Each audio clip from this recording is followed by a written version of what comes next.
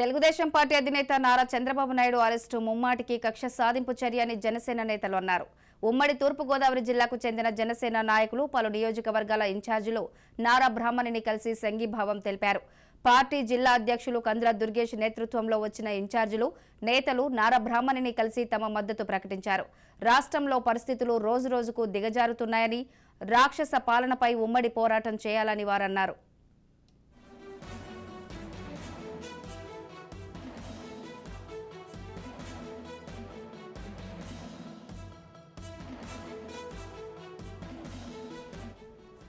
రాష్ట్రంలో ఇలాంటి పరిస్థితులు ఎన్నడూ ఎవరూ చూడలేదని అన్నారు. చంద్రబాబుపై కేసు విషయంలో అన్ని డాక్యుమెంట్లు, రిపోర్టులు తాను పరిశీలించానని, చంద్రబాబు తప్పు చేసినట్లు చిన్న ఆధారం కూడా ఎక్కడా లేదని అన్నారు.